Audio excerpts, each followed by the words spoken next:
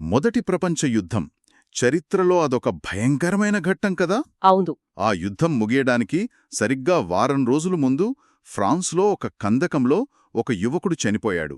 అతని వయస్సు కేవలం 25. అతనొక సైనికుడు, ఇంకా ఒక కవి. Wilfred Owen. సరిగ్గా, విల్ఫ్రెడ్ ఓవెన్.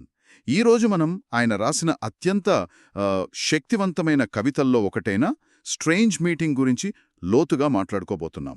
విల్ఫ్రెడ్ ఓవెన్ గురించి మాట్లాడటం చాలా ముఖ్యం. ఎందుకంటే ఆ రోజుల్లో ఒక ప్రచారం ఉండేది. దేశభక్తి, వీరత్వం గురించి. అవును. యుద్ధమంటే దేశభక్తి, వీరత్వం, కీర్తి ప్రతిష్టలు అనే ఒక ఆలోచన. కాని ఓవెన్ దాన్ని దగ్గర నుండి చూసిన వ్యక్తిగా ఆ ప్రచారంలోని ఢొల్లతనాన్ని బయటపెట్టాడు. నిజమే. యుద్ధమంటే మరణం, నరకం, అనవసరమైన విధ్వంసం అని తన కవిత్వం ద్వారా చాలా గట్టిగా చెప్పాడు.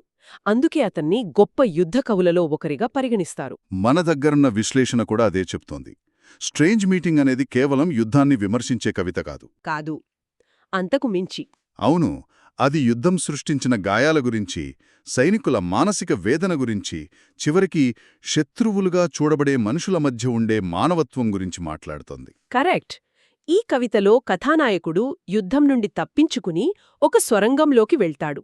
కాని అది మామూలు సొరంగం కాదు. అక్కడే అసలు కథ ఉంది. అదే, అది యుద్ధం సృష్టించిన ఒక పాతాళలోకం, ఒక నరకమనమాట. అక్కడ అతను ఒక విచిత్రమైన వ్యక్తిని కలుస్తాడు. ఆ కలయిక, వారి సంభాషణ, అదే ఈ కవితకు ఆయువు పట్టు. అవును.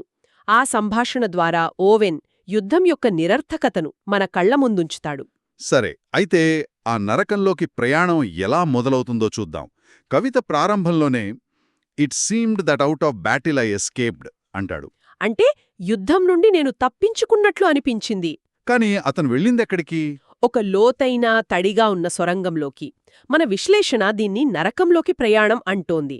ఆ వర్ణన చదువుతుంటేనే ఒళ్ళు జలధరిస్తోంది. అవును, ఆ ప్రదేశం యొక్క వర్ణన చాలా ముఖ్యం. అది కేవలం ఒక భౌతిక ప్రదేశం కాదు, అది యుద్ధం వల్ల కలిగే మానసిక క్షోభకోక ప్రతీక. సింబాలిక్ అన్నమాట. ఎగ్జాక్ట్లీ. ఆ సురంగం వేల కొద్దీ నిద్రపోతున్న సైనికులతో నిండి ఉందని ఓవెన్ రాస్తాడు. కాని అది నిద్ర కాదు, మరణం. అక్కడ ఎలాంటి శబ్దం లేదు, ఏడుపులు లేవు. పూర్తి నిశ్శబ్దం. ఆ నిశ్శబ్దం యుద్ధం తర్వాత మిగిలే శూన్యానికి చిహ్నం. ఆ వాతావరణం మనల్ని నేరుగా ఆ యుద్ధ భయానక అనుభవంలోకి లాక్కెళ్తుంది. అంటే అతను యుద్ధం నుండి తప్పించుకున్నాడు అనుకున్నాడు కాని నిజానికి యుద్ధం యొక్క అత్యంత భయంకరమైన రూపంలోకి, దాని పర్యవసానంలోకి అడుగుపెట్టాడు. కరెక్ట్. ఆ సురంగంలో అతనికి వెలుతురు లేదు, ఆశలేదు. అక్కడున్నవన్నీ బాధతో మూల్గుతున్న మనుషులే. అంతలోనే ఒక వింతైన సంఘటన జరుగుతుంది. ఒక సైనికుడు ఉన్నట్టుండి లేచి నిలబడతాడు. అవును. అక్కడే కథ మలుపు తిరుగుతుంది. ఆ లేచి నిలబడ్డ సైనికుడు కళ్ళు ఖాళీగా, నిస్సహాయంగా ఉంటాయి. అతను మన కథానాయకుడిని గుర్తించినట్లు చూస్తాడు. అప్పుడు జరిగే సంభాషణే ఈ కవితకు గుండెలాంటిది. విచిత్రమైన మిత్రమా అని సంబోధిస్తాడు. కాని అవతలి వ్యక్తి చెప్పే సమాధానం అది మనల్ని దిగ్భ్రాంతికి గురిచేస్తోంది. అవును, బహుశా ఇంగ్లీష్ సాహిత్యంలోనే అది అత్యంత ప్రసిద్ధి చెందిన లైన్లలో ఒకటి.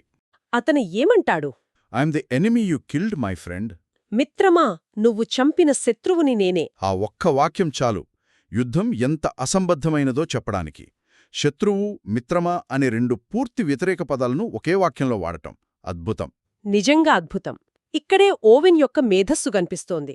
అతను వారిద్దర్నీ యుద్ధభూమి నుండి, వారి యూనిఫాంల నుండి, వారి దేశాల నుండి వేరుచేసి మరణం తర్వాత ఒకచోట కలిపాడు. ఇప్పుడు వాళ్ళు శత్రువులు కాదు. కాదు, కేవలం ఇద్దరు మనుషులు, ఇద్దరూ బాధితులే.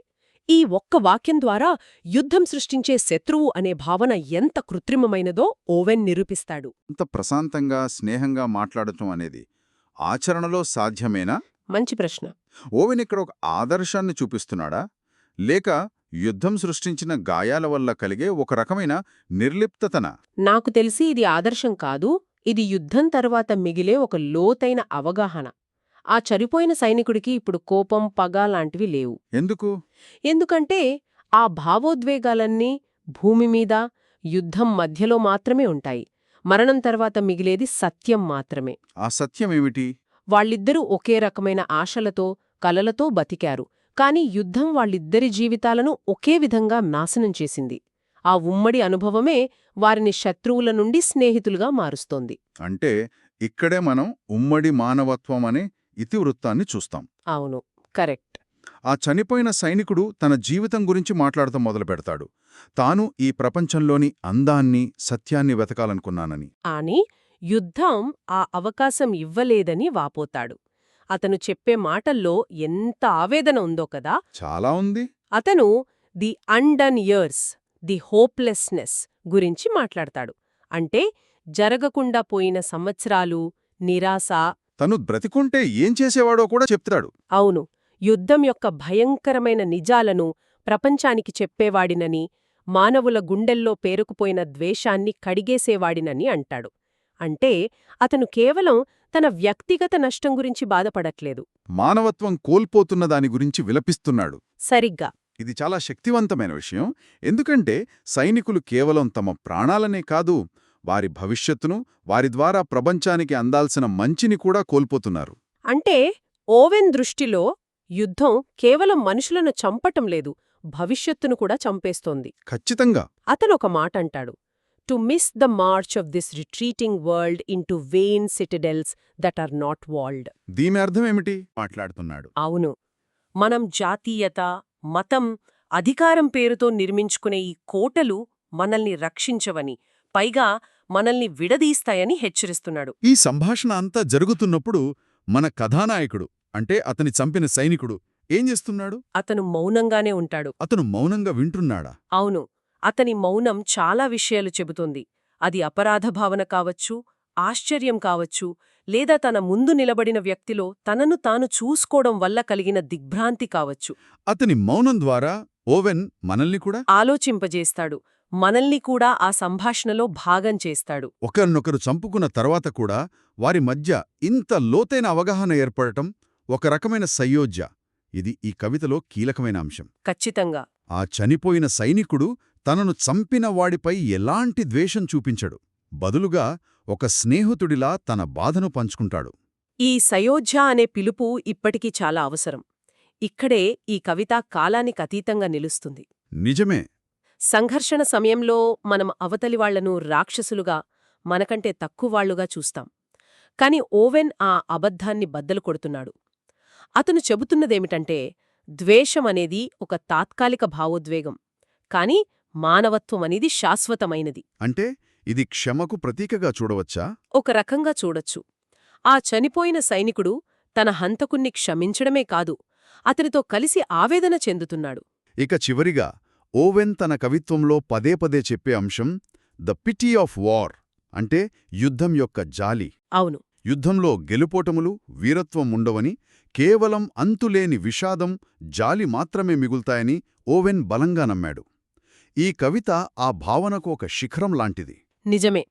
ఆ జాలి కేవలం చనిపోయిన సైనికుడి మీద కాదు, చంపిన సైనికుడి మీద కూడా. ఇద్దరూ ఆ వ్యవస్థలో బాధితులే. ఇద్దరూ తమ యవ్వనాన్ని, జీవితాలను కోల్పోయినవారే. అవును. కవిత ముగింపులో ఆ సంభాషణంతా అయిపోయాక ఆ చనిపోయిన సైనికుడంటాడు, లెటస్ స్లీప్ నౌ. ఇక మనం నిద్రపోదాం. ఆ మాటలు ఒక రకమైన శాంతిని, ముగింపును సూచిస్తాయి. ఆ నిద్ర అంటే మరణంలో దొరికే శాంతి. యుద్ధం యొక్క భయానకతల నుండి, బాధల నుండి, అపరాధ భావన నుండి అది ఒక తుది విశ్రాంతి. అవును, ఆ ఒక్క వాక్యంతో యుద్ధం ఎంత అలసటను, ఎంత వేదనను మిగులుస్తుందో ఓవెన్ మనకు చూపిస్తాడు. వారు శత్రువులుగా పోరాడారు, కాని ఇప్పుడు మరణంలో, శాంతిలో వారు ఒక్కటయ్యారు. అది యుద్ధం యొక్క అత్యంత క్రూరమైన వ్యంగ్యం. బ్రతికున్నప్పుడు వాళ్లను విడదీసిన సరిహద్దులు మరణంలో చెరిగిపోయాయి. బ్రతికున్నప్పుడు సాధ్యం కాని స్నేహం, అవగాహన వారి నరకంలాంటి ఆ సొరంగంలో మరణం తర్వాత దొరికాయి. మరి వీటన్నిటినీ కలిపి చూస్తే మనకేమర్థమవుతోంది? స్ట్రేంజ్ మీటింగ్ అనేది ఒక సైనికుడు తాను చంపిన శత్రువును నరకంలో కలుసుకుని ఒక కథ కాదు. కాదు, అంతకంటే చాలా ఎక్కువ. అది యుద్ధం మన నుండి లాక్కునే ప్రతి దాని గురించిన ఒక ధ్యానం. అది కోల్పోయిన జీవితాలు, నెరవేరని కలలు మరియు మానవుల మధ్య ఉండాల్సిన కనీస కరుణ గురించి చెబుతుంది. ఖచ్చితంగా. ఈ కవిత చదివిన ప్రతీసారీ ఓవెన్ ఇది రాసిన కొద్ది రోజులకే చనిపోయాడు అనే విషయం గుర్తుకొచ్చి గుండె బరువెక్కుతుంది. అవును. అతను తన కవితలో ఏ ఆవేదననైతే వ్యక్తం చేశాడో, ఏ నిరర్ధకత గురించైతే మాట్లాడాడో, అదే నిరర్ధకతకు అతను కూడా బలైపోయాడు. ఇది కేవలం ఒక కవిత కాదు. ఇది అతని జీవితానికి ప్రతిబింబం. అవును, తాను తీవ్రంగా వ్యతిరేకించిన యుద్ధం వల్ల అర్ధాంతరంగా ముగిసిపోయిన ఒక యువకుడి జీవితానికి, అతని ఆశయాలకు ప్రతిబింబం. చివరిగా మన శ్రోతలకు ఒక ఆలోచన వదిలిపెట్టాలంటే, ఈ కవిత మరణం తర్వాత శత్రువుల మధ్య సయోధ్య సాధ్యమని ఊహించింది. అయితే ఇది బ్రతికున్నవారికి ఏం సందేశమిస్తోంది? మంచి ప్రశ్న. సంఘర్షణ సమయంలో, ద్వేషం నిండిన వాతావరణంలో మనం అవతలి వ్యక్తిలో మనలాంటి మనిషిని చూడగలమా? ఆ ఉమ్మడి మానవత్వాన్ని గుర్తించడం సాధ్యమా అసాధ్యమా? ఓవెన్ కవిత మనల్ని ఈ ప్రశ్నతోనే వదిలేస్తుంది.